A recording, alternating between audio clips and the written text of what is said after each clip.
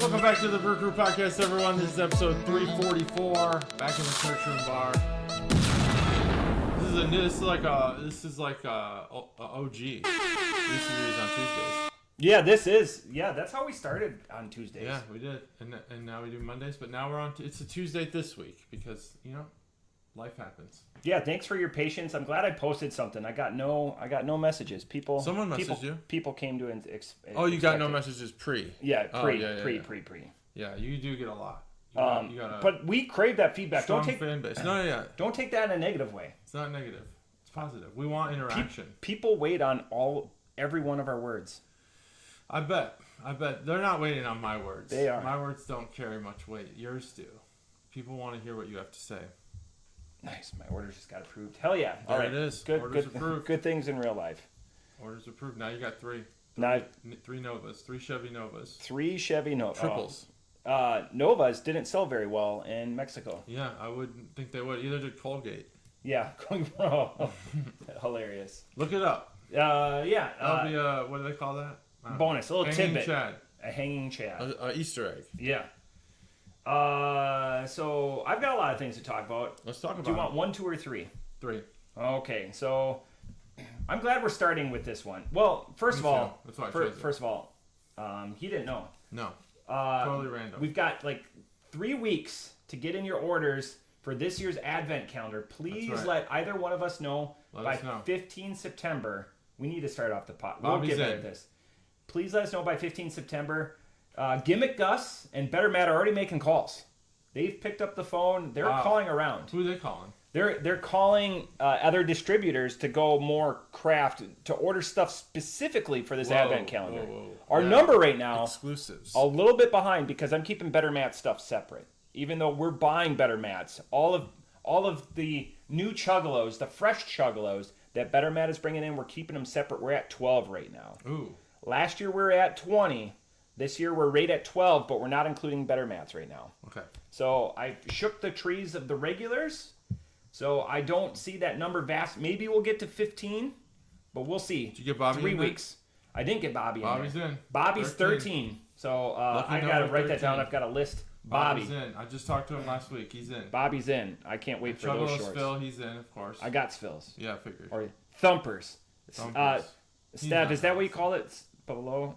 I liked it. All right. So that's... The funny thing is that noise is coming from below the table. Is he kicking the table? But he's sitting. I'm kidding. It was supposed to be a joke about boner. About boner. I don't know why he would have one. It just sounded like a funny joke. That goes back to the Canner bonus segment. It sounded like a funny joke to say. It did. Sometimes I'm getting there because I'm so excited. I feel like that used to be a joke, like at the lunch table or something. I don't know. Oh, yeah, like the hole underneath. Yeah. There's a lot underneath this table. All right. Wieners. A lot of wieners. Number 3. We're starting off with the number 3 story. I did get a message, not podcast related, but this is where we're going to turn the Chuggalos on. Waconia Brewing Company, adamant supporter of the Brew Crew podcast. Yeah, known. Well known. Out of Waconia, Minnesota. Chuggalo Dave's favorite brewer. Chuggaloury. Ooh. Yeah, it's the breweries who are part of the network. Yes. We'll come up with a better name. We're workshopping it. Good. We're workshopping it. That was time 1. They're not closing. They're changing hands, and they're looking for a prospective new buyer. So if we could come together... How much? Chuggalo, they haven't posted a price. All right. Usually that stuff is negotiated behind the scenes. If we could... Chuggalo Dave, again, an ardent supporter of the Brew Crew podcast, if he scrutinizes when he takes over the brewery as much as he gives us feedback on this podcast, Waconia Brewing Company would be in a good place. Chuggalo Dave... You have me, write me down, get out a blank check, write my name on it, $500. I will put $500 towards you wanting, because he's going to retire soon. Yeah. He'd become a great brewery. It's a good investment. He would, and we can negotiate more. How much equity do you want for that? I just want 1 free beer anytime I come there. I like that. 1 free beer anytime. That's it. So he'll pay for the rest. I'll pay for the rest. Just one, and just for me too. Like, when I bring friends or whatever, they're on their own. 1 free beer. That's all I want. No, that's a good deal. No equity, nothing, because I want you to put that back into keeping that successful brewery open. Behind the scenes, the family is just ready to give it in to somebody else that has more time for it. They're not closing it. Good. They're going to keep it open until they find a buyer. There will be a buyer. Yeah. You're in the the greater metropolitan area of Minneapolis, St. Paul. You're going to find a buyer. So all that equipment and the established. Chuggalo Dave, $500 with the agreement that I just get one free beer on each visit. And you know me, I visit all the time because it's very close and very convenient for me. Brewing at that scale seems like it will be. Chuggalo Dave's replaced physically challenging. He's helped them replace some of their brewery equipment already. Oh, yeah. So he knows. Yeah, but does he climb in and clean the grains out of the bottom and stuff? He would. Yeah. He would. Like as a routine daily job? Not as a routine. No, he'd have to hire some people. He's got a job. Yeah, but you said he's retiring soon, so this will be the from perfect his normal job. Yeah. Oh, from his normal job, but he'll still have another job. Sorry, my dog's looking awfully cute in the back here. Nice. Yeah, you got to take a good portrait mode picture of the dog. Yeah. Portrait mode. Are you making fun of me? Should it be landscape? Oh no, I meant portrait mode, like you don't, where it puts the foreground in high definition and the background, so it looks more high def. I'm not a photographerologist. That sounds like highbrow. You should be. You should be. You're a chuggalologist. Chuggalologist. That's true. Okay, now study chuggalos. More beer news or beer things. That's the one beer news. One or two? Which way are we going? Two. That's good. You actually did it. Going up the ladder. Probably I should have done it. So I've got a gimmick. This is gonna be a live workshop. Yeah. So I stopped by one of my favorite places in the world, the Waiting Room. In the world. It's a 300 square foot bar in Eau Claire, Wisconsin when I was on my way home off of orders. And this gave me an idea. So this is a free drink ticket. You can look at that. Okay. I didn't redeem it when I was sitting there. They're a can and bottle shop only. They don't have any drafts. It's very small. They use it to conserve space. And right next door through the saloon doors, you can get a free drink. Well, how you earn the free drinks, or you get a haircut. How you earn the free drinks is you play the shake of the day, which leads me into my next point. How I earned this was, if you know a shake of the day, the gimmick. No. So you get 3 shakes. You have to get a Yahtzee. Oh, okay, sure. And you can farm. That's what they call it. I've seen that. If you don't get but you call your number ahead of time. Most you bars. Call your number ahead of time. So I called a 4. I had 5 shakes in a row without a 4. So at 3, the official game ends. I didn't have one, so I got a free drink ticket. And they tried to take it from me, but I'm going to keep this because it's one of my favorite places in the world. Wait, you got one because you didn't get Yahtzee? I got one because I didn't even get my number. I didn't get 1 4. That's the opposite Yahtzee. And 3 rolls. So then you get a free drink ticket because that's very rare to do too. Their pot was up over $100 for this. Okay, leads me to my. We're talking about gimmicks and stuff that we want to do for the Advent calendar party, which is November 7th, starting at 11 o'clock at the Barrel House, and we will be providing food and hijinks and shenanigans. Yeah. We should do a shake of the day. I like it. We will bring the dice. We will come up with the gimmicks. But then that way, like, I will seed the pot. I'll put 25 in to start. It's going to be $1 to shake. So you get 3 shakes farming. If you get that, you get half the pot. I'm just throwing out ideas. This is the workshopping part. I don't know if we donate the rest to a charity or, because Barrel House does a lot of community outreach. Charity things we could do. So there's some charity things like that. So if you win, you get half the pot, and then, we keep seeding it. We keep playing throughout the day because I'll probably play 4 or 5 times or whatever. Yeah. But I don't know if I want to be eligible to win. We'll see. But I will start. I will start the pot at $25. Exactly. So this is one of the gimmicks because we did hats. We did koozies. We're going to do koozies again this year. Koozies, yeah. Koozies say Advent calendar. But other things. So, thoughts? I like it. I also have been seeing on Instagram a lot the floating lemon. Have you seen this? No. It's a good way to collect change. Yeah. If you can balance a coin on a lemon floating in water, you can keep all of the change in the jar. And the change just falls into the jar after it falls off the lemon, and I've not seen anyone succeed. Does it matter if it's a half a lemon or a quarter lemon? No, it's got to lemon? be a full unopened lemon, like peel and all. Oh wow! It's just floating in the water. I see. I like bar games like that. I haven't even seen an Instagram where someone succeeded. But I'm not even sure if it's possible. You have to drink the water too. That'd be good. A good part of it. You need to get like a gallon jug then. Yeah, make it really challenging. There would be tons of metal. People that would heavy coin metals. and but finger dust. For those of you that are like, oh, should I or should I not come to the Advent calendar party? It's going to be a good time. We're still still working. Koozies for sure, but again, you don't have to be getting a calendar. We should put that in frequently asked questions. A lot of people last year didn't get calendars. They were there in support. They still had a fun time. Stories, shenanigans, beer, chicanery, beer, wine, cider, non-alcoholic stuff, seltzer drinks, seltzers, pizza. There was pizza last year. And we still need to figure out. We've vacillated back and forth on. There will be food though. There'll be food. Pizza is just a good, easy portable. Pizza's it's portable and handheld. Yep, and doesn't create a mess. That's true. Like tacos do or burritos. I create a mess. We create a mess of things. So if you're debating whether you should go, the answer is you should go. Yep. You should go. The Advent calendar is fun. And then, final, I'm glad you picked it this way because this one's more of a show and tell. I need this to open that. That's illegal. So I'm going to put that down. No, that's legal. I've got a letter. Oh, all good. Right. That's the way to do it. You get a letter. They don't stop you at customs if you're wearing a uniform. All right.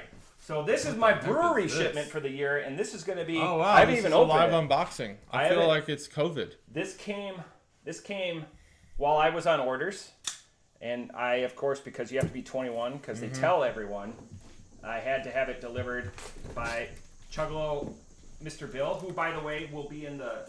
I gotta ask him, but I know he'll be in. So that's somebody else. So we should be at 14 right now. All right. Well taped. So this is nice thick box. Exciting.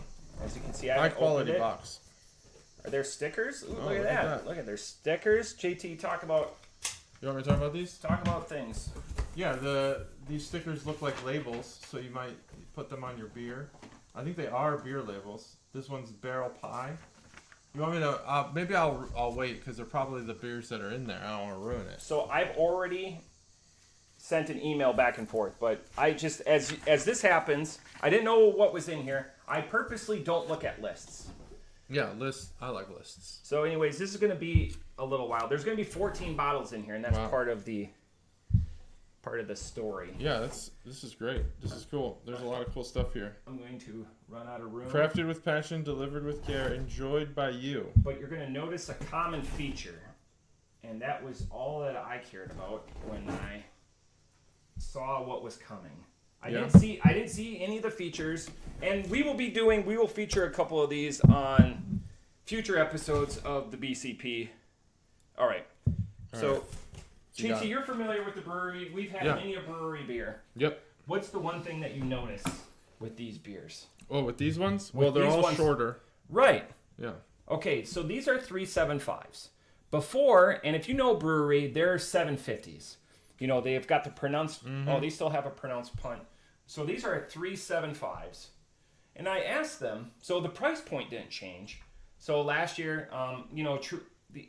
truth, this is all $350 right here. Mm-hmm. That doesn't include shipping, though, either. Shipping is $55. And, you want this stuff to arrive in a safe manner. So JT's going to pick whatever one he wants, and we will do that next week. So then we're tipping off. So whatever one you want, I'm not... Should I look at them or just random?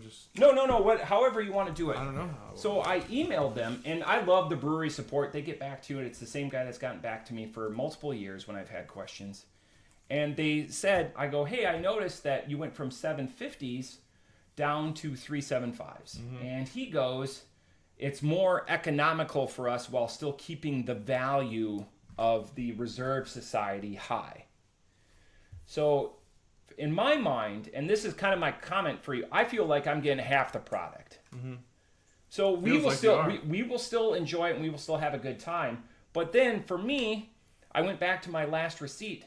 The shipping costs still stayed the same. Mm. I'm getting half the product. Right, half the weight. So half the weight, right? Yeah. In 1 year, so we're looking same time frame, 12 months ago. And I was looking, so I didn't want to bring up shipping costs. Sometimes those are fixed or whatever. But I feel like this is back in the day with eBay, where you would buy something for $10, but the shipping cost would be $80 or whatever. Right. Like they're going to get their money's worth. Yeah, right. So with that information, I haven't looked at any of the flavors. I know there's not a Black Tuesday in there. That's like their flagship beer. But how do you feel? How would you feel knowing those details? Well, let me flip it back to you with a question. Would it be better for you? And this is probably the thought process that they had, which was, would you rather have the 750s and a higher price point, or the 375s at the same price point? If those were your only two options. Didn't think about it that way. I don't feel like I had a choice, but I guess I'm fine with the 350 and what like. And then it auto commits you for the next. This might be a good way to pick it because it's got the names of them. So I don't know if you want to pick by names, but so I auto resubscribed for 2026, and I said, hey, if I cancel that right now, does it cancel? And he goes, no. That was my last question. Was no, you just wouldn't auto renew for 2027. Wow. Okay. So good, because I kind of want to know, and there's promo codes out there. We did a promo code 3 years ago where we offered 10% off for being a Chuggalo. Yeah. So back to the original question. I guess I'm fine with this. I didn't know until I looked at the ship, and I go, all the bottles were 375s. Like, I checked probably twice during the year just to make sure that the bottles are there. Because if you don't pick one, they auto select for you. And that's why I want them to auto select. They know my profile. I like big bourbon stouts, and I like sours. So there's other ways that you can go with them. And they're like, great. So this is curated by the fine people at the brewery. It seems odd. Yeah. Like, because last year, so the costs essentially, went in half. Yeah. 375 to 750 math and So I guess we'd have to really try to understand how the economy on the beer and the ingredients really went. Yeah. How much maybe that the tariffs affected in that amount of time. How much of this stuff is sourced from the United States, and if it's largely affected by the tariffs, I feel like maybe you should try sourcing more from the United States. That wouldn't maybe not make it cheaper, because that was the whole point of you buying it overseas anyway in the first place, probably. Yeah. But as you start to justify this price, I'd like to. It makes you want to look into more. It makes you want to be a more informed consumer, for sure. At least me. I feel like the price, let's say it was tariffs, I don't think it's proportionate to the decrease in volume. So the volume went down by half. Yeah. But the price stayed the same. So you paid double, essentially. And I don't think that the price in the ingredients and the glass and all that stuff has gone up that much. And now maybe if you were to send a notice that said maybe you've given a raise to all of your employees, that could be a justification. I would be much more inclined to like that. Yeah, I would like that too. That'd be fine. So last year or 2 years ago, they gave us rocks glasses, like for bourbon or whatever. Our favorite glasses in the house. Last year they gave us wine glasses, like nice. Over there. Yeah. This year they just gave us 2 extra. So if you notice, there's 14 beers here. Oh, that's that was the gift. All right. And sorry, I don't want to. I'm just bringing it up for conversation. These are the rationalizations of a consumer. If people are offended by it, well, then I don't know. You need to put more thought into being the producer of the product. They also have a fun gimmick on this insert. It says, each month we pick our favorite post to receive free beer on us. Raise a glass, snap a pic, and let's toast to unforgettable beer experiences together. There's a reason I keep doing this. There's a reason I'm going to keep doing it. But they have, like, follow us, tag us.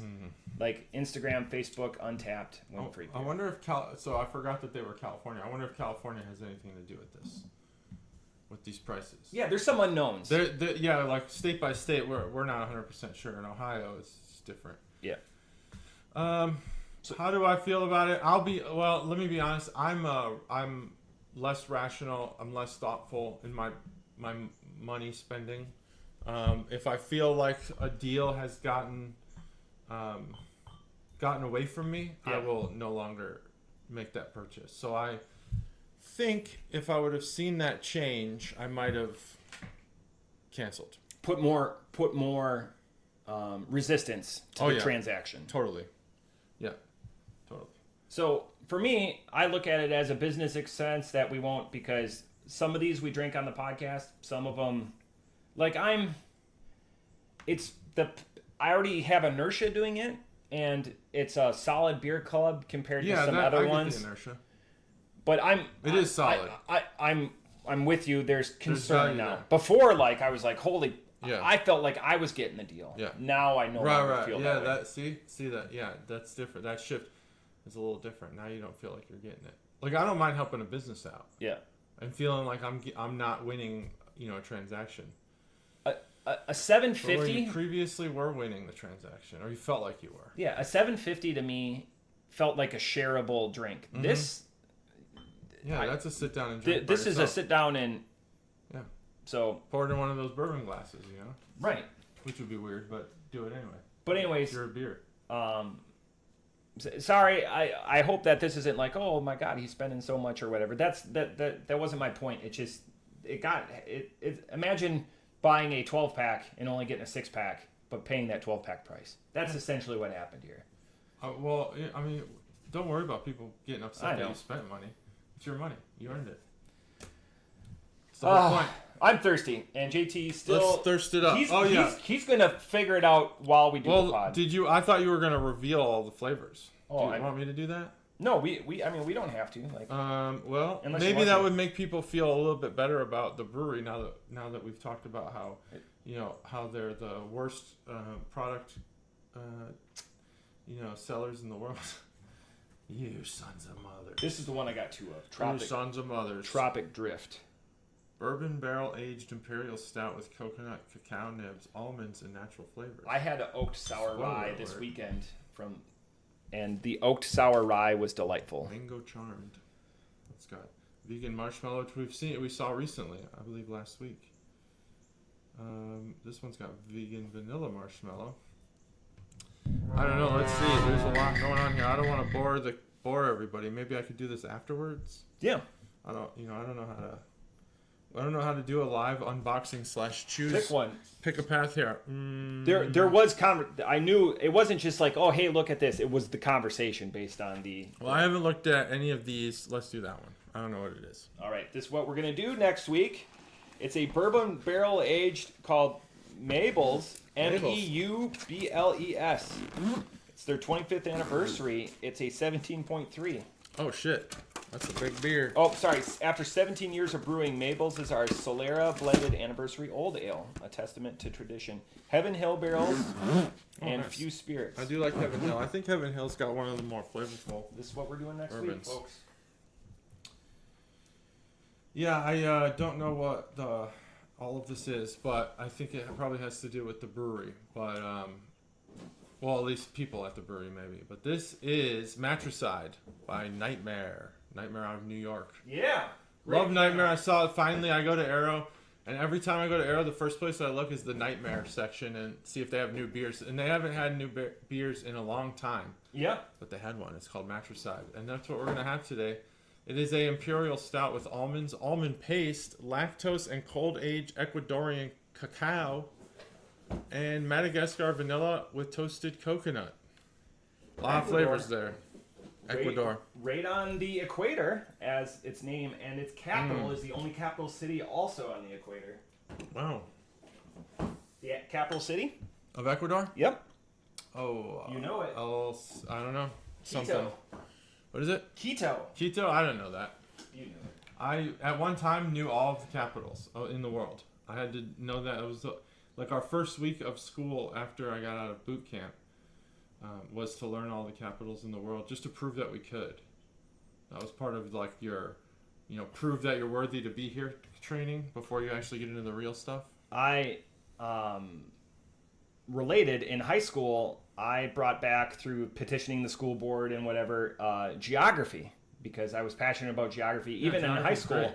And the teacher that taught it goes, if you can name 180 countries. And their capitals. That's pretty good. Pretty tough. On the first day of class, you can test out of the class. Here's the and thing you get credit for the class. Okay. I did 192. Good. And I go, because I'm such a nerd, I go, can I sit here and still take the class? And she goes, most definitely. But she gave us like a big 11 by 17 map. Nice. And then numbers. Yeah, so I would say that that type of geography is probably one of the things that frustrates me. Not that it's not impressive to do it, but that's more route memorization than it is geography. Geography is I'm a human geographer. Analytical field than like my dad's always asking me what's the capital? I don't fucking know. I'm a human. And he geographer. laughs because he thinks that I'm supposed to know all this shit. There's many different schools of thought, but yeah, I'm definitely a human geographer. Yeah, it's still and how analytical. humans interact. I mean, I'm more human geographer as well. It's more analytical, and when you get into physical geography, it's. I like that. Cool I've done fluvial studies and glacial, which is an offset of fluvial studies, but yeah, all that stuff. For a second, I was looking at the glasses because I saw you had one can. I didn't notice this here. That was there. That's been there the whole time. This is spoiler alert. This was probably going to be our longest till we got into the beer. Wow. Yeah. That's I thought it felt longer. We're only 26. Well, let's get into it. Matricide, 15.1%. This is an imperial stout. We're gonna drink this shit. And I got another beer after this. Hopefully we can get to it. Maybe not. Calm your tits with this. By the way, it's ice cold as it should be. It'll warm up. Ready? 3, 2, 1. That was perfect. Yeah, this is gonna be good. So Nightmare, we've had Nightmare. We have not been disappointed, I believe, yet. No. And it starts, as JT alluded to earlier with the introduction or the preamble to this beer, it starts with the eyes for 100%. Yes, with Nightmare. Beer. The art is always very similar. It's got that kind of grayscale art. I guess we'll just go right into the can opener segment. Why not, There it is, Matricide. It's a grayscale style. There's no color, but there is color in the blood. That is about the only thing that there's color in. And it's red blood. And on this one is the Grim Reaper, apparently not using the Reaper to kill, but the sickle. The sickle. Some sort of almost looks like a blunt object that he's stabbing through her skull. So that would be even worse than a sharp object. That I don't know. It's some sort of weird hook thing. I'm not sure what that is. I don't know old school what do they call that That's this voyeuristic, horror props. What is it? I don't know. I'll look it up later. And then there's a picture of somebody, which I'll also look up later. When Matt's talking through his review, I'll look some of this shit up. You want to know who that is? Yeah. I know. Who is it? Do you know what matricide means? Matricide, I used to. It's some sort of friendly fire, right? Something like that. Friendly. Extra friendly fire. Extra friendly. Oh, extramarital murder? You're close. So, matricide is to either kill one's mother or to be a killer of so it's mothers. a mom. So that's someone's mom. So, but you don't know whose? No. Okay, that's good. At least we're on the same page there. So my clue would be to you were speaking of California and we were talking about matricide would be the Menendez brothers are matriciders. That makes sense. Yeah. So then the opposite of it would be patricide, and that's the same, to kill one's father. Well, the opposite of matricide would be not murdering your mom. But give your mom a hug. But I think that patricide, in fact, I haven't heard that word. That would more be like a close relative of the word matricide. I don't really know what that. It's not a synonym, but it is. Yeah. In a sense, it's not the opposite. The opposite of matricide is not matricide. It's not to do it. It's just to continue living your life the way you are. When you said matricide, originally I thought it was like a mattress, you sleep on. Like the side of a mattress. I haven't had a Imperial Stout, so this last week, with everything that was going on in life, I did go out with Chuggalos Seth. I'll shout out to Chuggalos Seth, who's closing in on 11,000 beers. And there, I gotta see it. I gotta see it in action. There was the most. Well, we went to a tap society, so where you pay by the ounce. Yeah, he got every beer. That makes sense. That's how you get it done. He got every beer. That's how you get it done. I did some math on this. Yeah. Previously, and it would be.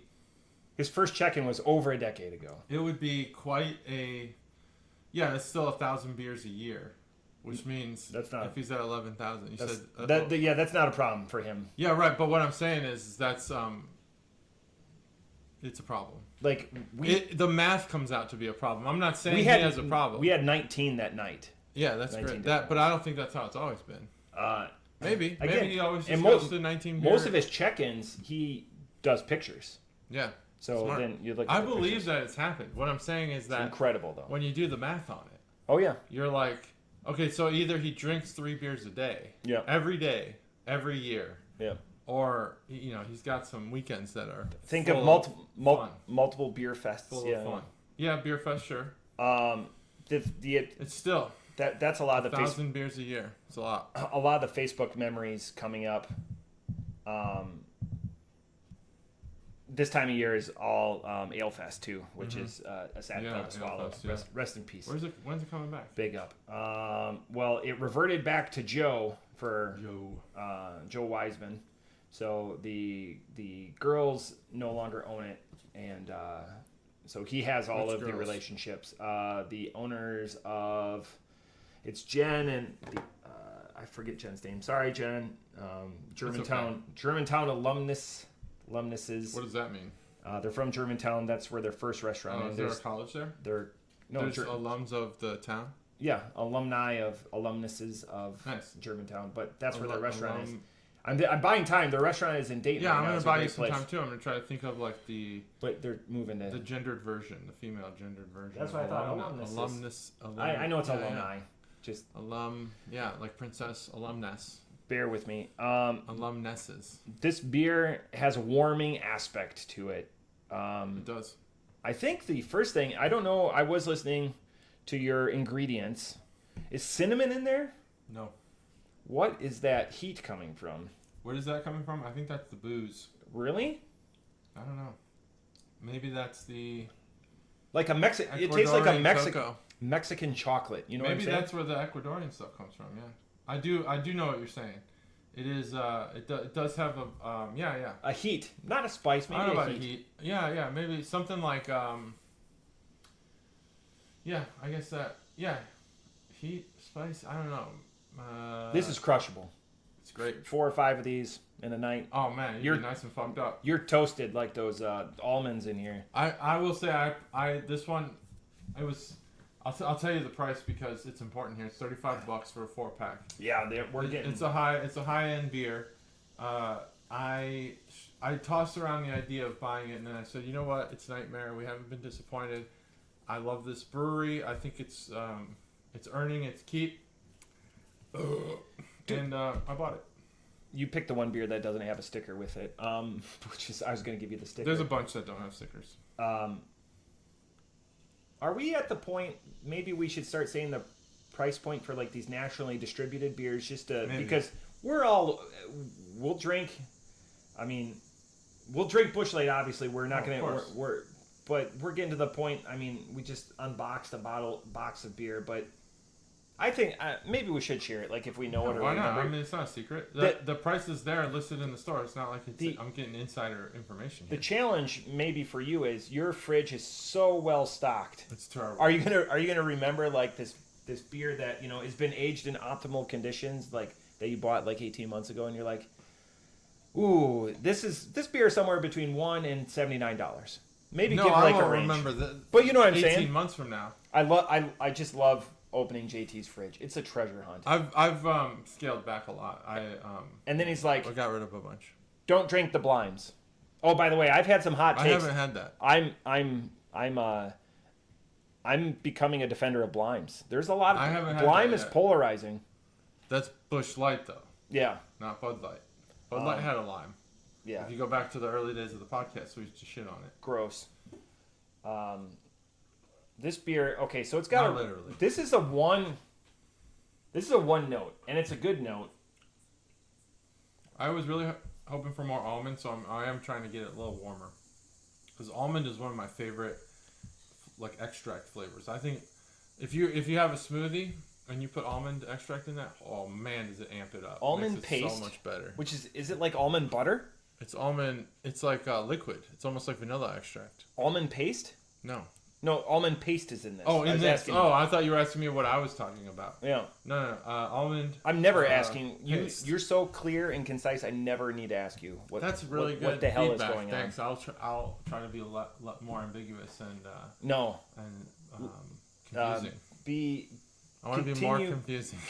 Continue the status quo. You know where we're not clear and concise? In our text messages. Oh my gosh. If you could read our text messages. It's like we're not even talking to each other. It's like we're speaking to ourselves. we're the opposite of Cagney and Lacey when it comes to our text messages. It's weird. I don't understand it. We can text message hundreds of other people in our life. And never have this problem. When we come together, it's I don't like... get it. My kids... It's like China and Taiwan. Easy to talk to on text. Yeah. Just communicate with poop emojis. Just the two of us. We talk. We use words. So you're saying the communication between you and your sons, it slaps? It slaps. Yeah, it's not mid. It's not 6'7". It's not Skibbity. 6'7". Skibbity Toilet, Ohio. The Skibbity stuff I found it out has died, but 6'7" is very popular. It's at the peak popularity. 6'7"? Right 6'7". I'll have to. You know 6'7"? Nope. 6'7". That's what they say. 6'7". 6'7". That's 6'7". That's how they do it. I can give is you it all like the similar of like lingo. 6'9"? Not quite. Okay. 6'9" still nice. Nice. But a 6'7" is different. It's like a whole thing. It's mostly, I'd say, 7th grade and above, probably. Does Stev know what 6'7" is? Almost certainly Stev has heard 6'7", but Stev, he doesn't. I'm going to say have kids, and he's been out of the he will youth give game us for feedback. a while. He's getting older. He has a full-time job in a place where there's older people. The other thing, Stev is waiting to give me his numbers. We might get to 20. Stev's got some we numbers. might get to 20. Yeah, We've replaced them. Gonna do it. Yeah, he said he was going to get me numbers because I don't have Stev written down. Chunkle Mark probably will do it. Yeah, so that's at least 2 from Stev. So that's with Bobby, Mr. Bill, and that's 4 we've added potentially. Bobby for sure I'm going to write down so that he brings us to 13. The other ones could potentially bring us to 16. And we're sitting in the 200s probably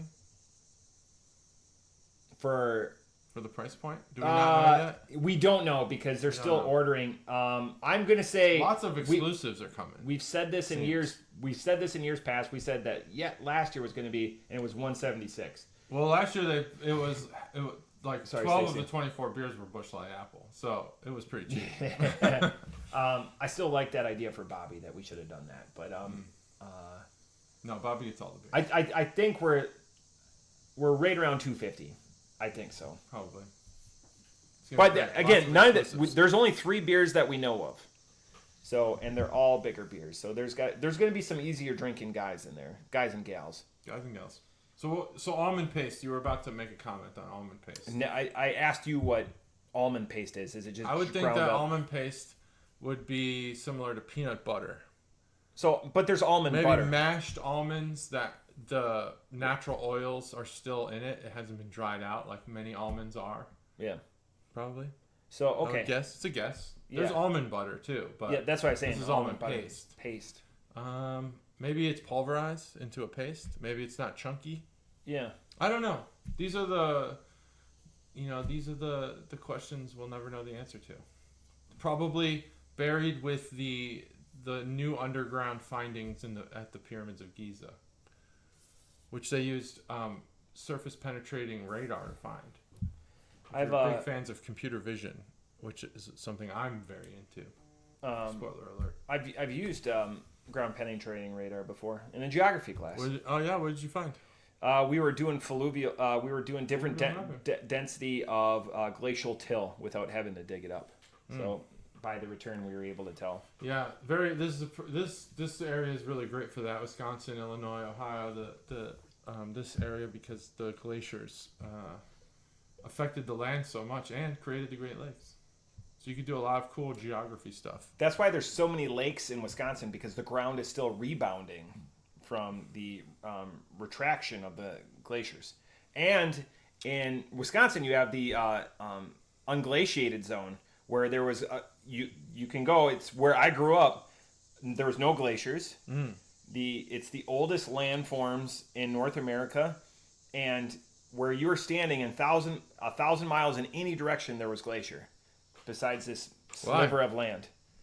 It's just the hypothesis is because the glaciers couldn't overcome the height of what was there, and now it's receded, and that's where my family. Previously it was a landmass that it was above sea level. Had enough relief to it. Interesting. Yep. Interesting. So see, this is geography. That's folks. also the part of the majored in. That's all the part of the state too. There's no natural lakes, so that's how you can tell that it's the unglaciated zone. Yeah, that makes sense. The driftless zone is what they call it.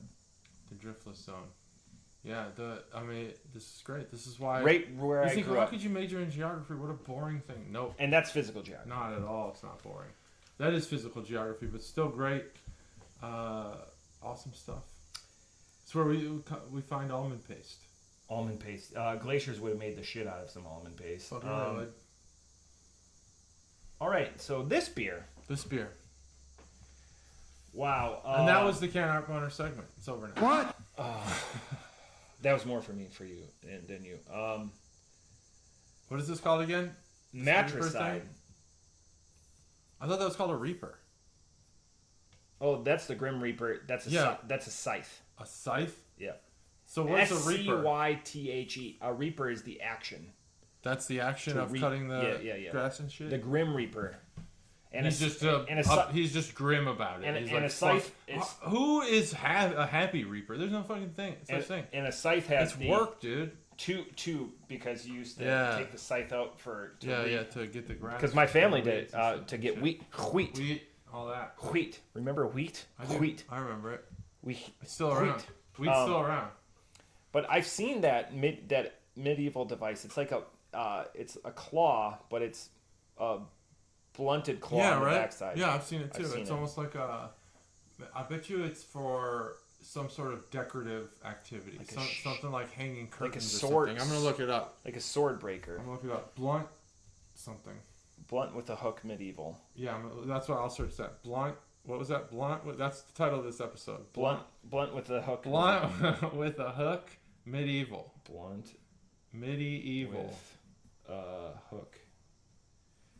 Oh, medieval? Yeah, there's all kinds of stuff in here. Holy moly, dude. That might actually get us there. All right, off the top rope. It won't, though. This beer, wow, is it at 15.1? I think it's bigger than it needs to be. I think some of that booze, it doesn't drink 15.1. It definitely, I'm not saying it drinks at like a 7. It drinks like at a 10, 11, 12.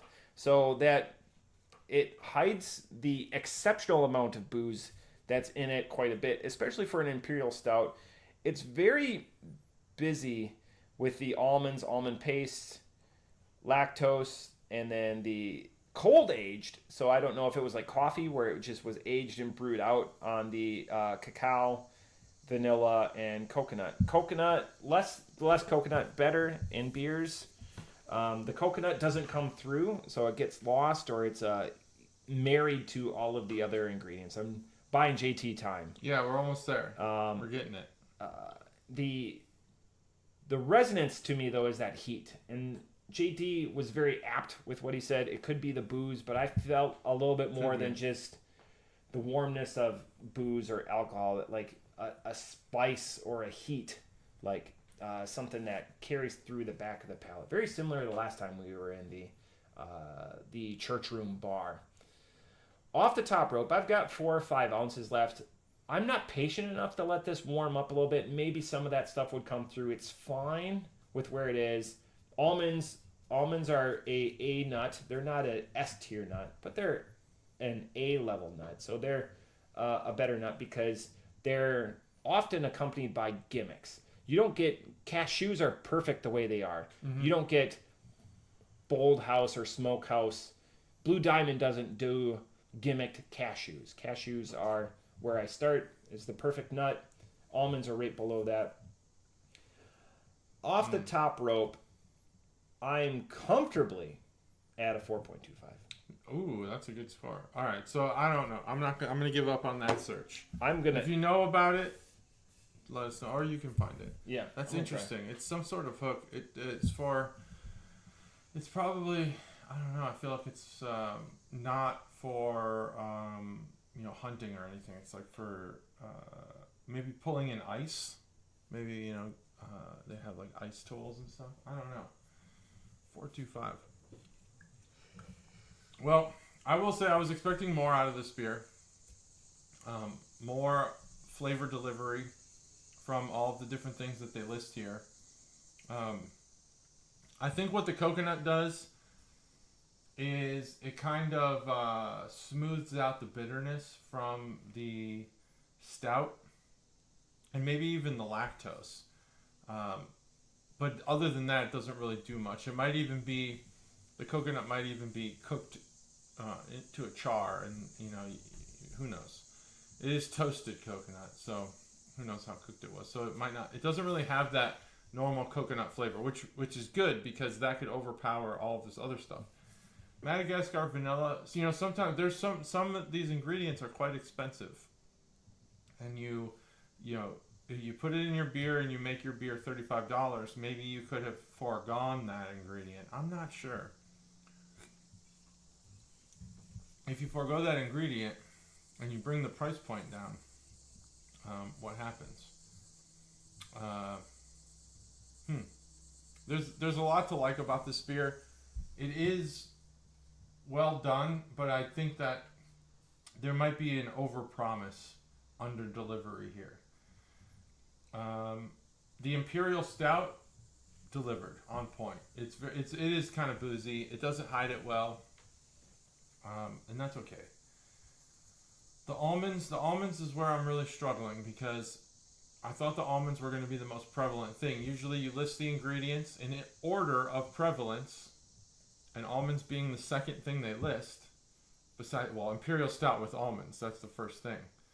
I thought this was going to be much more almonded up. It's not. It's mostly just Imperial Stout, Ecuadorian cacao, and that's about it, I'd say. I've got a Nazdik or a Bulawa. And those are used for what? It's like a horse-carried weapon, but I'm trying to get the actual like pronounced hook. Yeah, a Polish mace, but it's got that hook to it. Someone knows. Somebody knows. I know a lot of weapons experts. I'm tempted to send them a picture of it. Medieval weapons experts? Yeah, I know people that collect like broadswords and stuff. Oh. It's just, you know, here's the other thought, JT. The blood is just, oh no, that's an obvious hook. That's not just the blood obfuscating the, that's a hook. All right, I think. It's a hook. Yeah, like a sword breaker. 4-0 on this beer. I'm at a 4-0.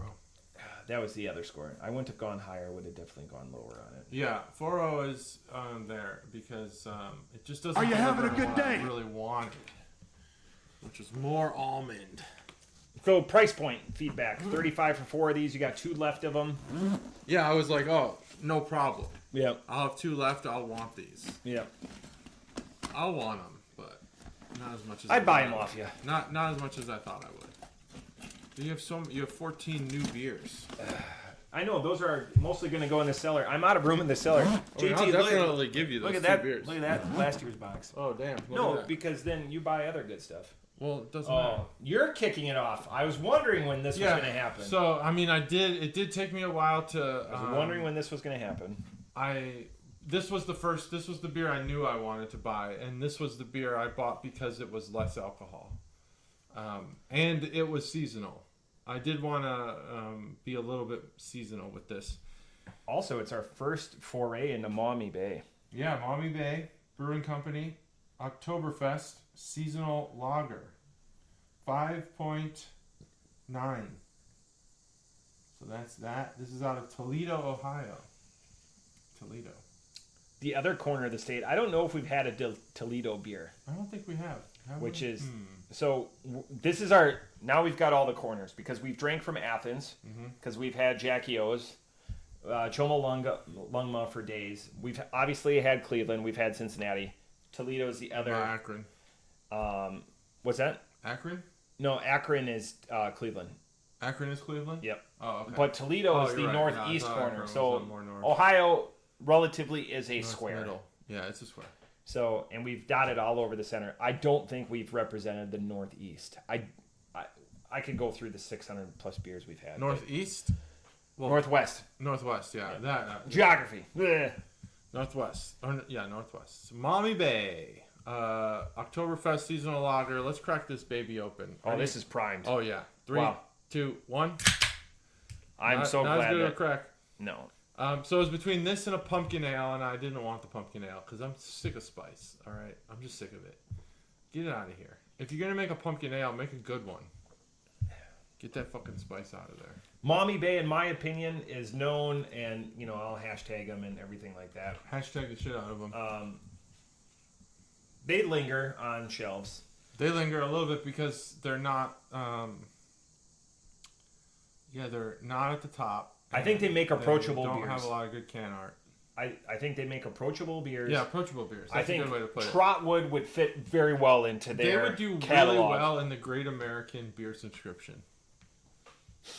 Because it's all approachable beers. It's all beers that aren't unoffensive. I want the most offensive beer subscription you can get.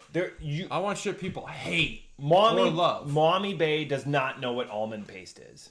I doubt they know what almond paste is, but you know what? They probably have great food.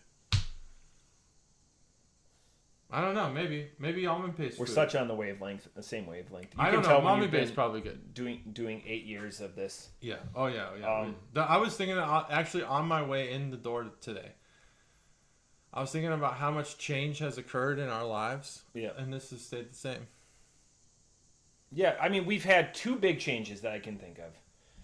2 is going from a 3-man to a 2-man. Yeah, well, on the pod. And then the name change. And the name change. Those are the only changes on the pod we've really had.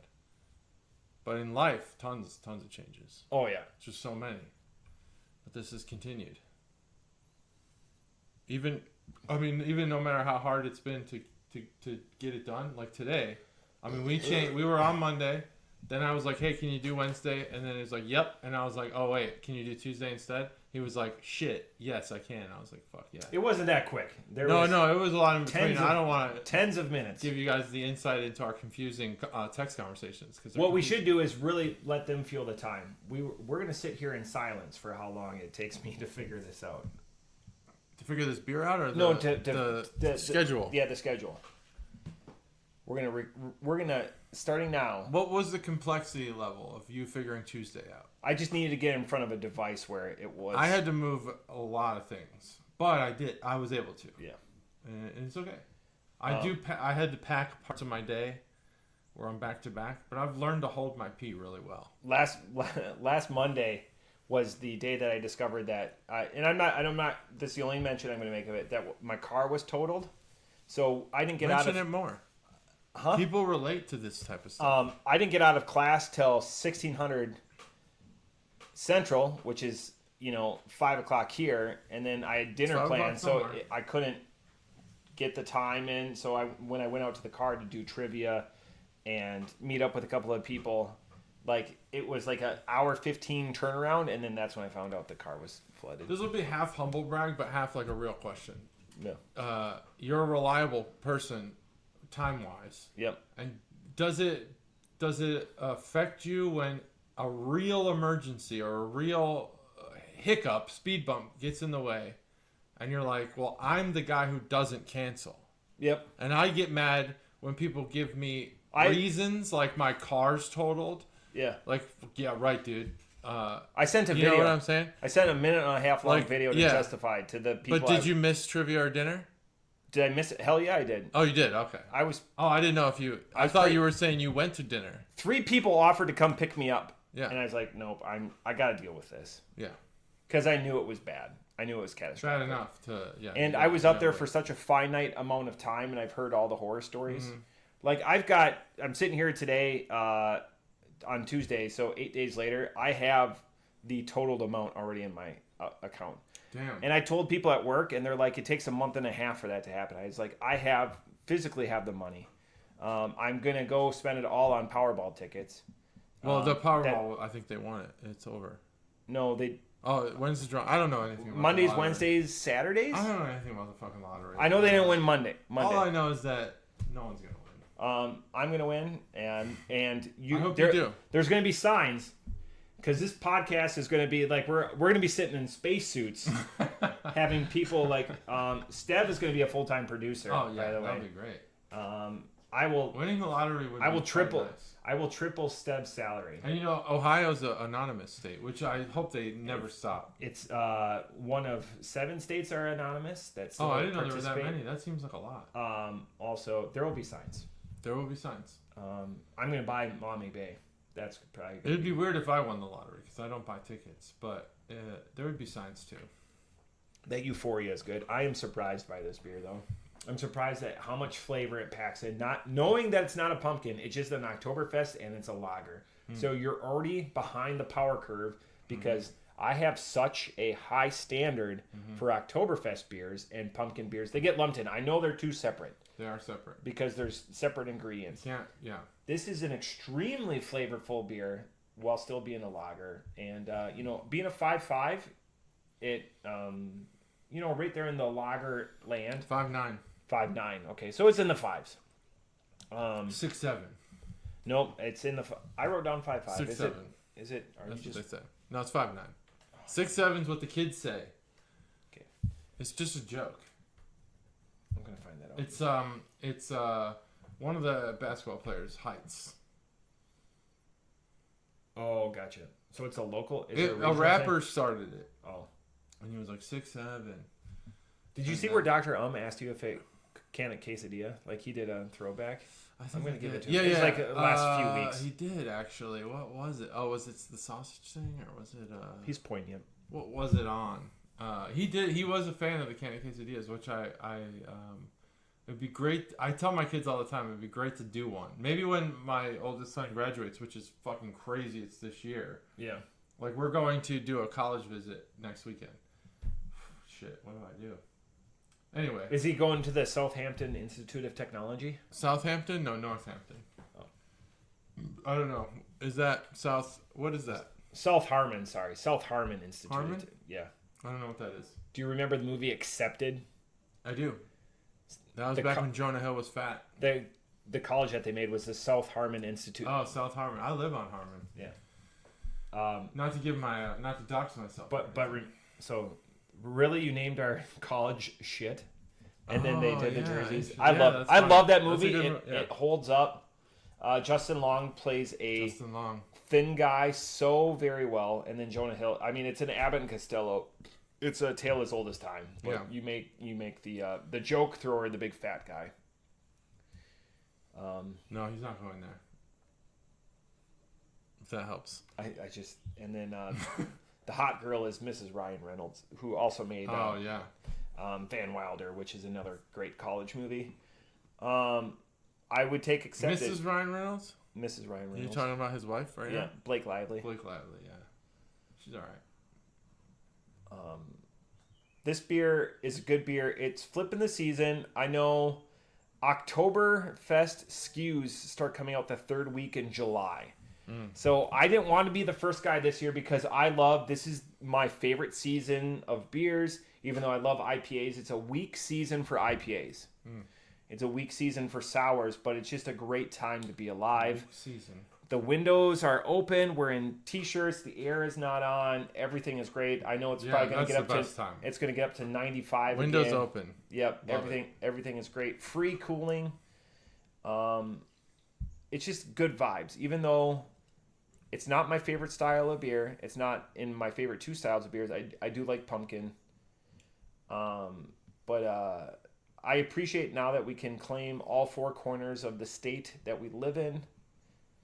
Also, I want to brag a little bit. Last Thursday was my 24-year anniversary in the military. Wow, congrats. Happy anniversary. So, 24 years. And to celebrate, I totaled my car. Yeah, on purpose. Just kidding. It was the water. The water and hybrid cars don't do well. Okay, so this beer. I don't know much about Maumee. I know that they're an OG of the Ohio brewing scene, but again, they make very approachable beers, and very, as JT said, his words, ho hum art. So ho-hum art. This isn't so bad. to pull it off the shelf is a rarity.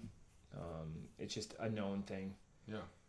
Off the top rope, they do this beer really well for an Oktoberfest, flavorful. I'm going to.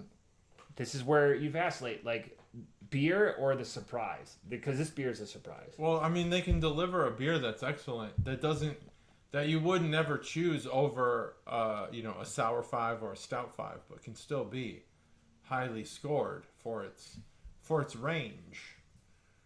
You know.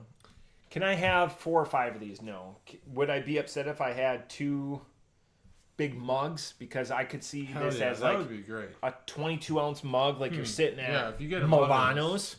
Nice, you got maybe like wings. What's that pizza? place? Twin Peaks, where they got the 28-degree beer or whatever. Yeah, 29 degree, I think. That would be great. How many times have you been Frosted there? mug once. Once? Same.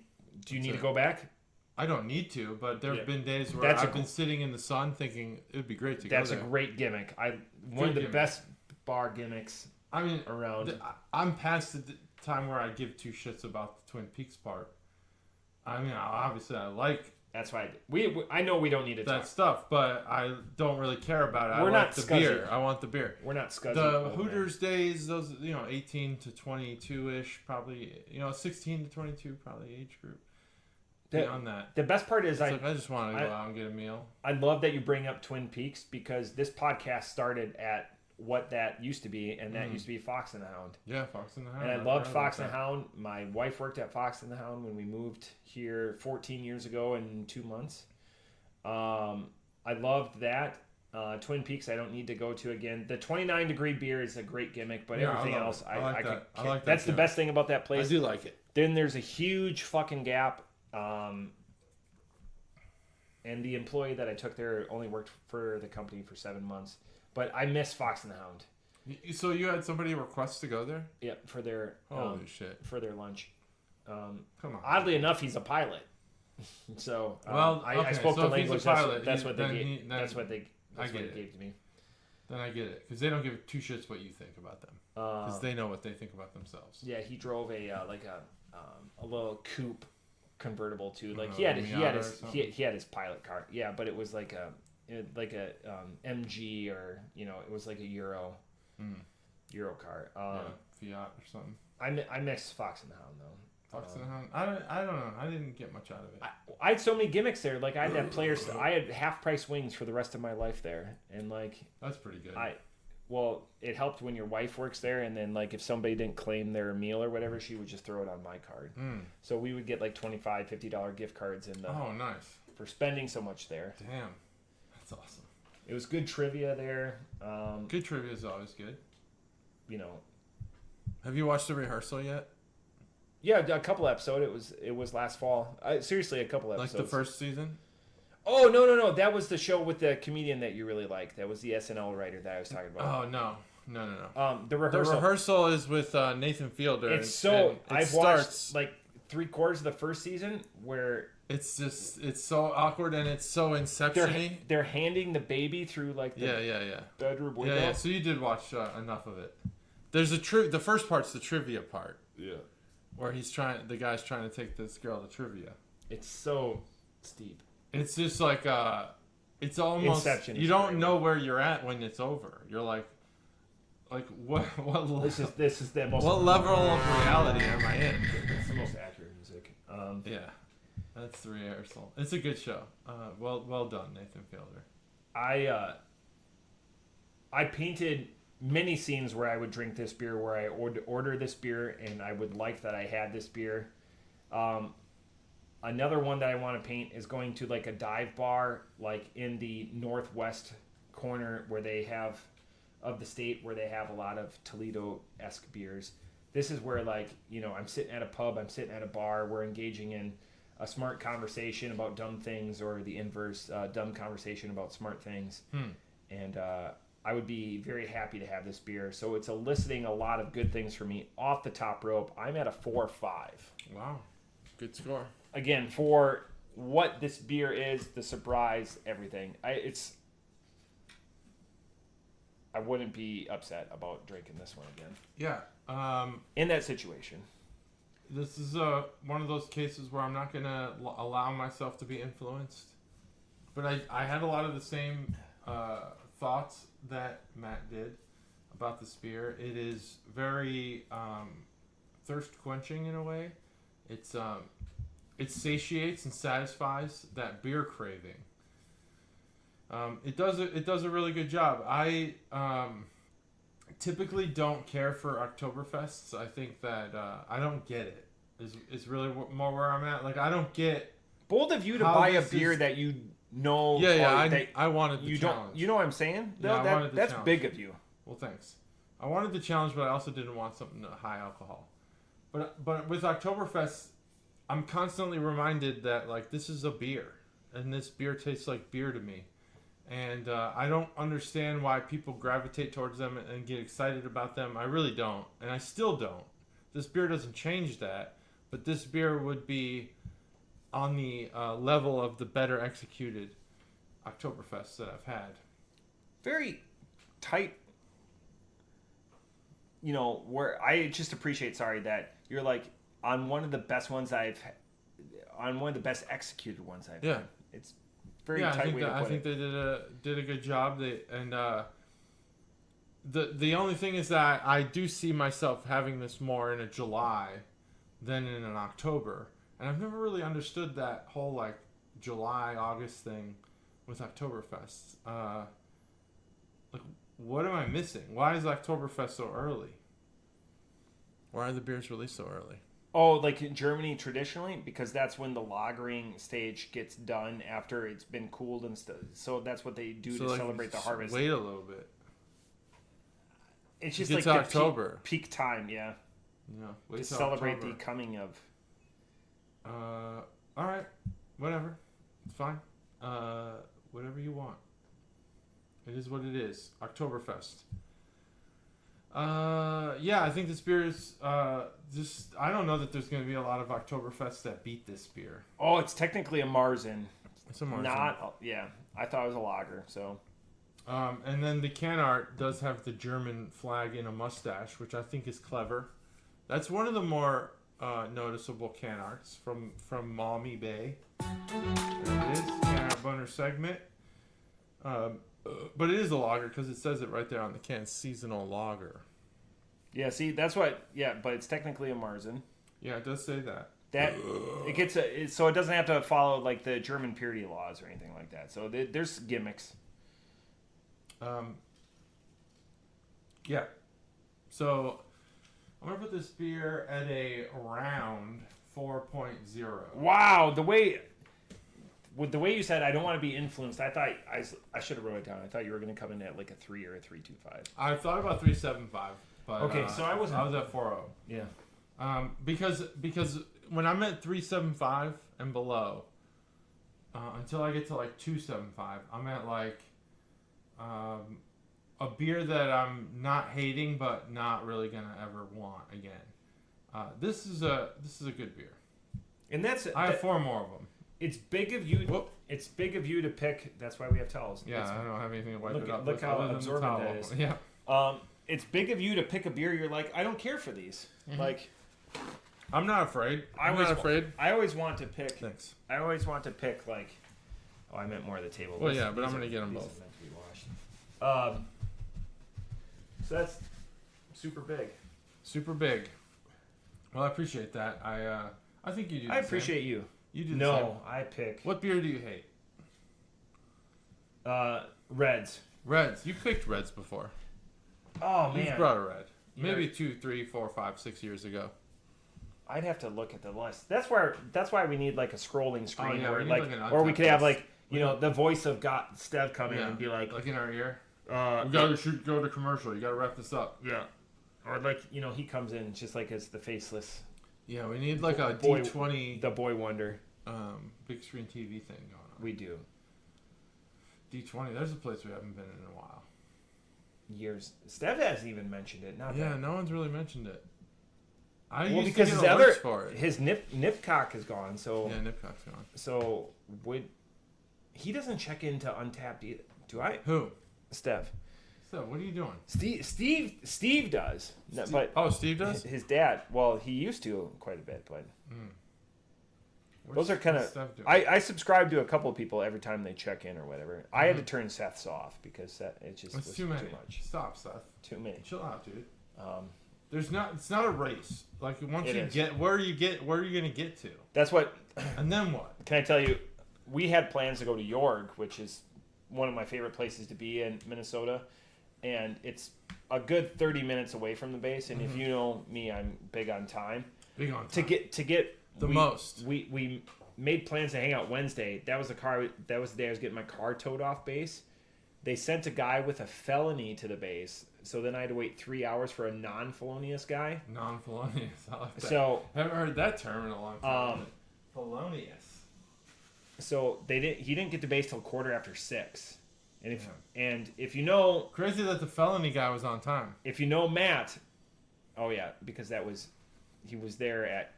I had to make sure that I was done with class, so he was there at 15:30. And I was there, and they're like, "You can't keep.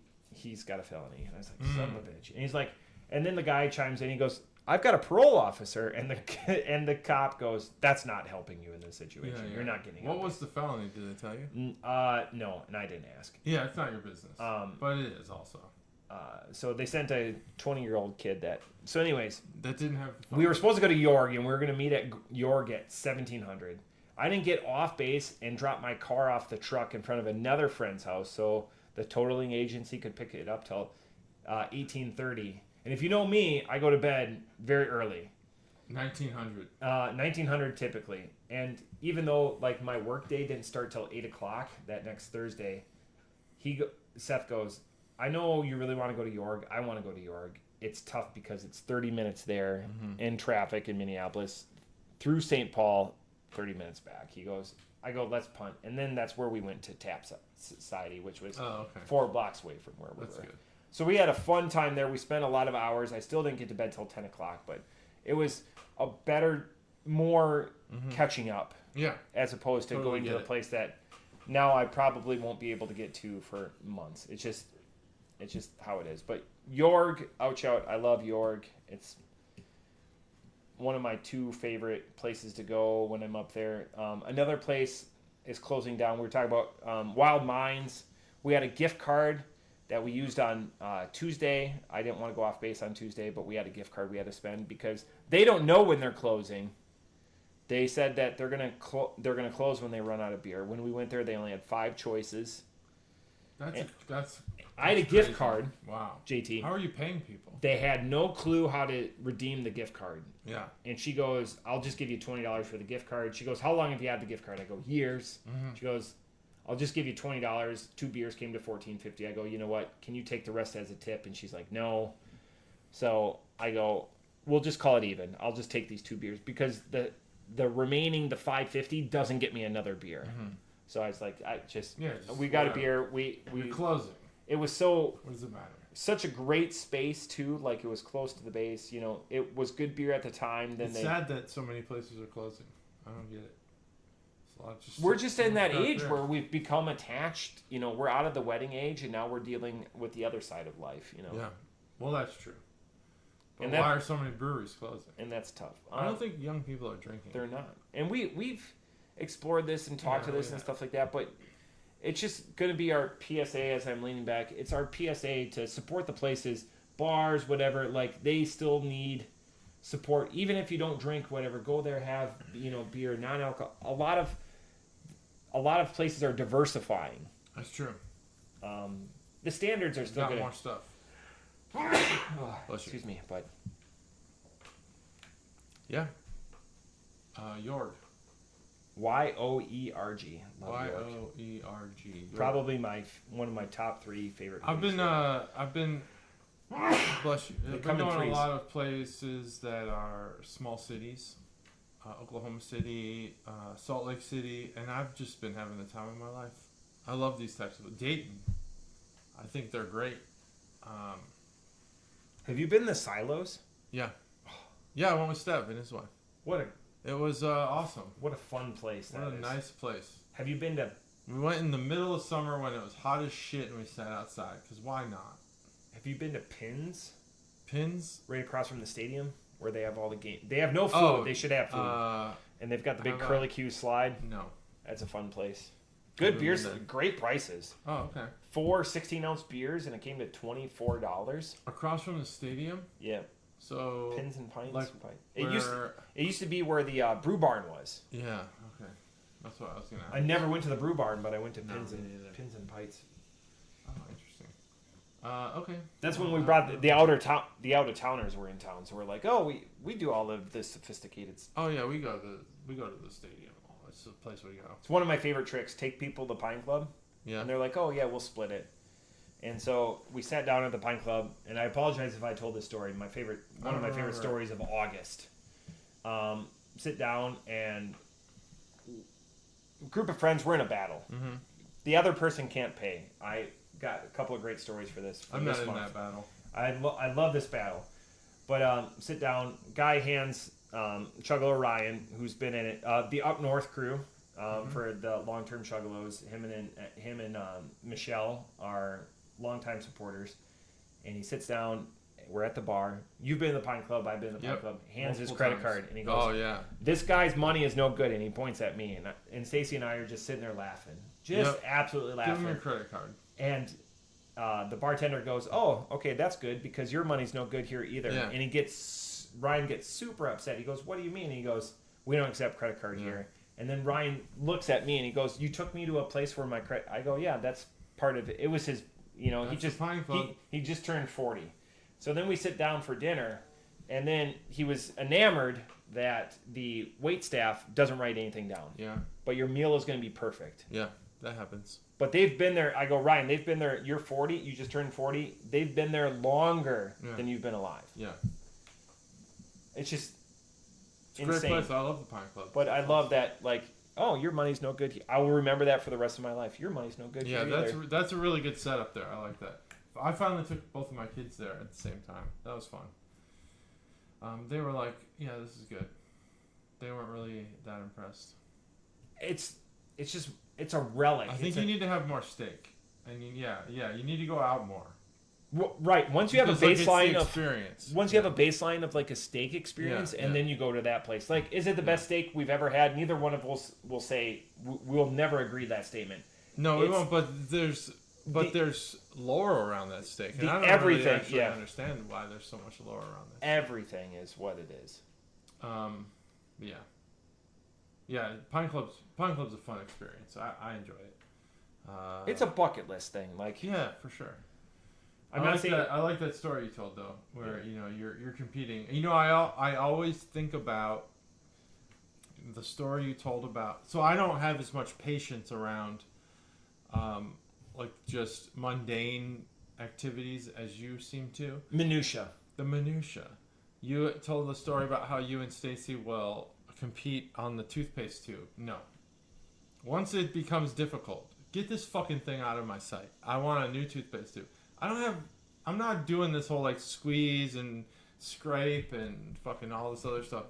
I get what you're doing on that. Like I've seen some things on the internet that are like competing, cut it open or whatever. We don't cut it open. That's good. But I'm just like I'm trying to go to bed. I don't know. And then when I brush in the morning, I'm just like trying to get my day started. These are things that are part of my routine, and any deviation. Yeah, any deviation from that makes me later. It just annoys me. So I don't want to compete against my wife to see who can get more toothpaste out of an empty tube. So just throw that shit away. I don't give a fuck. The last 3 out of 4 I've lost. I've won 1, and I was very excited about it. And she will we'll put the toothpaste on, so you can get both hands, so you're getting more torque on it. And I remember winning, and she just threw it away. Look, it's so easy. Just use this table, use the countertop, and we've done it. Rip it. Boom. You got all the. That's it. There's nothing left after that. We've done it. Over. The best part is it's going on both of our daughters. But like when I go up for bed, I'm the first one up. I will pre-toothpaste their brushes. Even now that player 3, the oldest, is in cheer, so we're both in bed when she gets home. Damn. And Stacy, well, practice doesn't end until 8:00. Oh, I know. So I've already been in bed, and but she'll have toothpaste already on her. But the kids are turning on it. There's something else that you said. So the second compete for a tab. So last Friday, I invited both Ryan, his wife Michelle, and Mikey and Amanda out for dinner. And Chuggalo Mikey, who I've done many a podcast with, he said, okay, I'm going to pay for dinner. I was like, great. So we were at his house at 5:20. At 5:17, and you know me about time. This is where you said that's about all time. I think about. He goes, I got to go pick up my godson. My godson is named Graham, is a teenager. We'll just say he's a teenager. He's like, I got to go pick him up Arby's. I'll be back. I go, we're leaving the house at 5:20. He's like, yeah, not a problem. I'll make it back. Yep. And his wife was with me. His wife, Amanda, and I are separated by 8 minutes. We were born in the same hospital, so consecutive births, we know it. She's like, yep, I'm going to leave with Matt. And he's like, I'll be back. Arby's is 4 minutes away. 4 minutes there. There's no way he's going to make it. We left at 5:20. She even pointed her phone at me, and she goes, we're gone. So we get down to the bar. Delivery in Eau Claire. Great food. We split a sandwich, by the way. I had a banh mi and a Cubano. We split. I split with Ryan. The banh mi was the hero of the day. The Cuban was great. S tier versus A tier. Anyways, Ryan sits down at the table. Good Cuban. In Wisconsin, I don't know. I'm willing. The mustard wasn't there. The pork was on point, but the mustard, okay. That makes sense. The mustard wasn't there. But it was still like a panini press. It was a healthy amount of ham. Ryan sits down 45 seconds after I hand it. He tries to pay, and she goes, "Nope, I already have a card." Okay, so Mikey is obviously late, and Eau Claire's a small city. It's like a 10-minute. It's not like a fuel thing. There's no rush hour or anything like that. It's jerky bars. Period. None of that exists. So he was unimpeded. So it's not like, it would have been more efficient. What do you mean none of that exists? It's all beef jerky and bars. Yeah. That's it. That's no. I'm saying that exists, but yeah. there's no like traffic. It wasn't like an efficiency thing. I just needed to be on time. So I got down to the bar, and immediately when we were sat and we got waters, I was like, "Hey, I've got everything at the table." Blah blah blah. Yep. So Ryan, second time in a month tries to pay. She goes, "Nope, your money's no good here." So he gets pissed again. So Mikey shows up. And we're sitting there, we order food or whatever, and it's an unnatural conclusion to the evening. And Mikey goes to hand the card Before it, I go, "Hey, Mikey, you made it." I reached over the table, I shook his hand. I go, "Hey, you got tonight's dinner." And he goes, "Oh, okay, thank you. Thank you so much." Yeah. So an unnatural conclusion to the meal, Mikey hands his card to the waitress, and she goes, "Yeah, I don't need this." And he goes, "What do you mean?" He goes, "You already paid for it." Mikey looks at me like defeated, just like, what the yeah. I go, "I told you we were leaving at 5:20 from the house. I've won this, and I invited you guys out weeks ago when I knew I was going to be in town." It fills me with such happiness. I'm glad that is a fun. But he's watching. They're so. I don't think I could. I just don't think I could accept those terms of fun. Oh yeah, I'm glad that it's fun for you. They don't accept it because he picked up the drinks. If I had friends Yahtzee visiting that I hadn't seen in a while, I want to I want it to be more spontaneous and relaxed and let's go to dinner now, and then we just wind up accidentally talking for another 20-30 minutes. Yep. But nope, 5:20, you got to be out the door. I don't like that personally. Everyone was ready to go and we were hungry or whatever. Like being hungry matters. Yeah, we were there, And he's like, "Yep, 5." And then he's like, "Oh crap, I gotta, Grubhub or whatever, order food. You use the Arby's app or something like that." And we're like, "Hey, we're leaving at 5:20." Like he could have had it delivered or whatever. He chose, and that's fine. Like I saved him a bunch of money. The next bar, he got to pick up the tab. I didn't fight him on it or whatever. Yeah. It's not a fight. It's not a fight everywhere. Right. And then I got my ass kicked. I got my ass kicked in Yahtzee. Like I had 184. Like I didn't get the top bonus, nothing. So love Yahtzee. Love Shake of the Day. Yeah, I don't play games enough to know what the final scores should be. And we're all about games. We will play cribbage till the cows come home. I mean, I think that night we were up. I fell asleep in a computer chair in Mikey's. Again, it's just all of those pleasant, happenstance things, not big, insurmountable, like, oh, we'll never be able to recreate this. It's little moments in time stacked up. Totally. Yeah, you live in the moment. That's it. It's just fun to challenge people. And I do the same thing. And Chuggalo Todd is listening, my father-in-law. Yeah. The night that his credit card was canceled was my highlight of our relationship with my wife. Highlight. I've got 2 lovely children. We had an amazing wedding, but my father-in-law's credit card getting canceled as he went to the bathroom. Highlight of our relationship. I never paid for my father-in-law's food. You didn't fight him on it? You haven't. I tried. Of course, I tried. Yeah. Yeah. Just wait till he gets up and goes to the bathroom. He passed away last year, so yeah. It's over now. He won. Ultimately, he got to pay for all the meals. But yeah, no. That's great. Just be generous in spirit. That's the takeaway. It's not going to be. I try to be generous. Blunt with a hook, like I don't today's I'll episode. Pay for food. Who gives a shit? I'll pay for the food. But you know what? If you want to pay. I'm not gonna fight. But I try to pay for people's food when they eat with me. But like I think the splitting the bill thing is fine. I don't think there's any issue with that. If you can all just agree, we'll just do it, get it over with. But you've had these friends for many more years than a lot of. Oh yeah, 30 plus years both. Yeah. It's much different. But that's it. You got any football predictions? Ohio State, where are they going to finish? Last? Don't care. 26th. Going to be ranked 26th. They're not going to get a number next to their name. My bartender from the waiting room. They're going to lose to Texas. Googled him and his friend. So he's a retired police officer. He's the bartender at the waiting room, 300 square foot bar. Mm-hmm. They Googled worst Division I football team. They were going to go to the opening game. What's the worst Division I football team? The worst Division I football team is probably... I'm gonna say, that's a tough question. I don't think it's probably a popular answer. Yeah. Because it's tough. So like a lot of the Division I schools that have Division I in every sport don't have Division I football, like UD. Yeah. They have like that weird, like D1A or whatever the fuck it is. Yeah. Worst Division I football team is probably 328 teams. That's a lot. That's a lot of D1 teams. Damn. And none of you want my son to play for your baseball team? It's for football.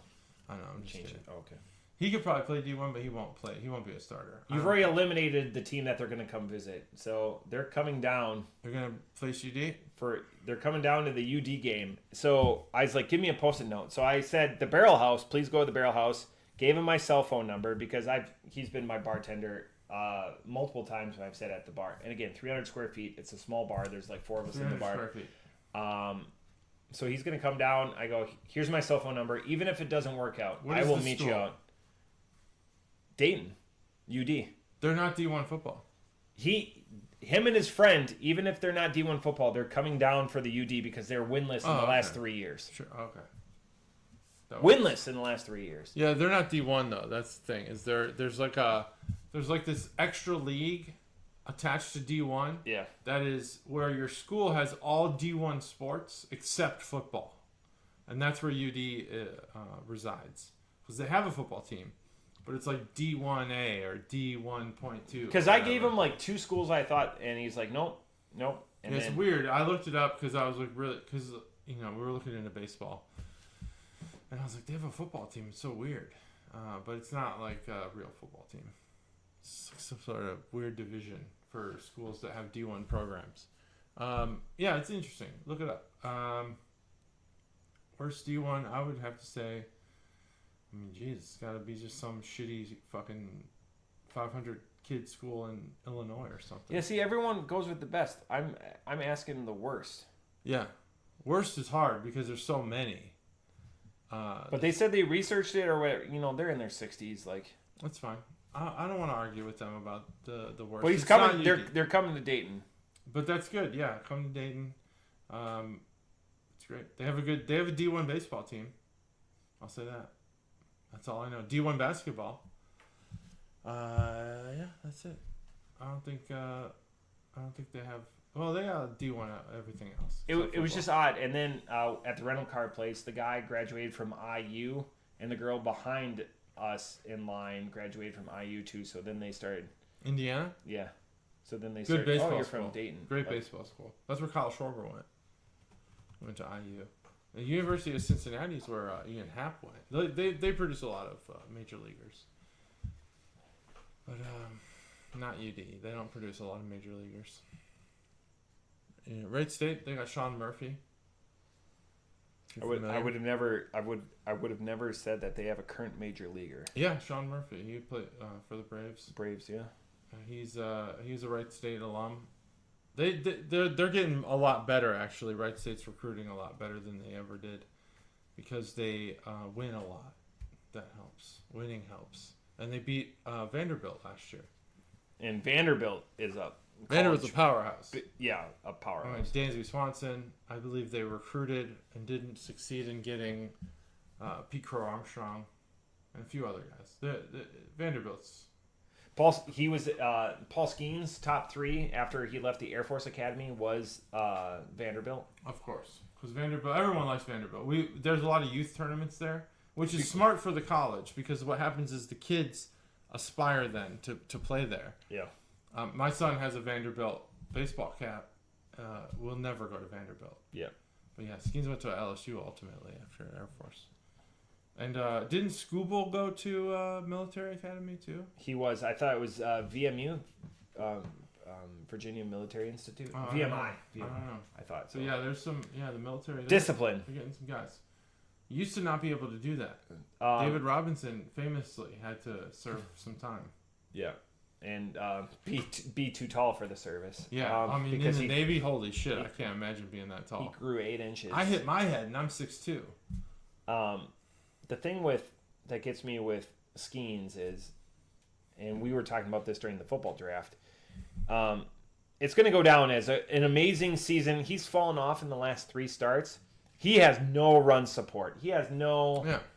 You're not Pittsburgh. You are. But that's why wins colossal, aren't a good stat for pitchers. And that's why Newf wants to get rid of that stat. But what stat? This is why I bring you into it. What stat do you replace that to make hitting and pitching balanced? But whip.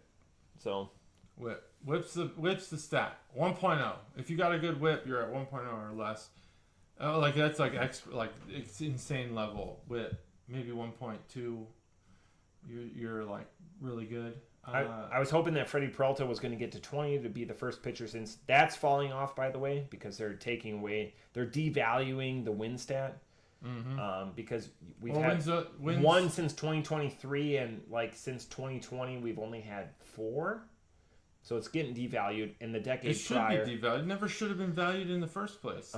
It benefits good teams, not good pitchers. Yeah, it's really dumb. That's where they proved it. The third time through the lineup, it's unless you're having an epic start. 2 times through the lineup, good. You see 18 batters, the same batter twice, get into middle relief. Quality starts also would quality matter. Starts. You get through 5 innings, you're pretty good. That means you've probably gotten through a lot of the best hitters a few times. Yeah, baseball's a crazy sport. The stats, they're finicky. And pitching is no exception. Now, there's a huge skew towards velocity right now going on, and I think we need to scale that back, and we need to really favor strikes. Strikes over velocity. Velocity matters. Strikes and misses. Yeah. Swing and misses are a lost preferred, but just this velo stuff is just killing me. And, we'll get there. They're refining all the time, and then they're gonna it's going up towards high pitch velocity. It's gonna come back down towards movement, and it'll adjust again. And then movement in the the last 5, the last 6 or whatever. You can have movement before. There's a couple of guys that are coming up. They're adjusting their release point. So you have the submarine pitchers. You have the over the top. The 3/4 I think is where they're going to be able to sustain, or the modified 3/4 is where over the top is tough on the shoulder, underneath is tough on the elbow. That 3/4, that's where it sustains it. takes it through evenly through your arm mechanics. But again, it'll get there. Like It'll get there. There's always room for strike throwers. yeah, You got to be in the 80s at least. If you're in the 80s, you're good. You can make it. But if you're only a fastball thrower, see that's the thing about Skeens is he throws breaking balls. yeah, his At change. like 90 something miles an hour. Yeah, his change in velocity is his change in velo or whatever. Like if you track that, by the way, your drop off from your high end pitch to your off speed pitch. I mean, if you can get a double digit pitch like that's without changing your delivery. Yeah. Oh, Well, yeah. I mean, that's what he does. He goes 20 miles an hour or lower on his changeup, but he also throws a slider at like 95. yeah. He throws a fastball at 101. It's crazy. I'm surprised he's not been moved to the bullpen yet or got surgery. But I hope it's not coming because he's a very strong athlete. He works out. He tries to keep himself healthy. And that might be the big difference between him and all the Tommy John's guys. We'll see. Yeah, they're investing. He's going to be incentivized. He will not be in Pittsburgh for the rest. No. Unless he gets a 75% ownership stake. And Yeah, he'll be traded. the CBA, they traded Brian Hayes. He's not even a stud. You can't in the CBA you can't give ownership stake because they've asked if they could do that. That's cool. Because that's really cool. Intangible. Where's he from? California? Probably California. Is that what he? Why He probably doesn't want Pittsburgh ownership. No. He probably wants Cubs ownership. No, I don't think the Cubs would do anything with him. He's going to end up on the coast where He's going to go to the Yankees probably. Yeah. Got to get rid of that stash. Nope. Not anymore. Yeah, they lessened up on it. Actually, stash was always okay. Stash was maintained. I mean, Goose had it, but he famously paid the debt every time. But I think that's good. We did it. We got there. That's probably it. Yeah. All right. Well, that's episode 344. Good beers, good times, good stories. All right. See ya. Bye.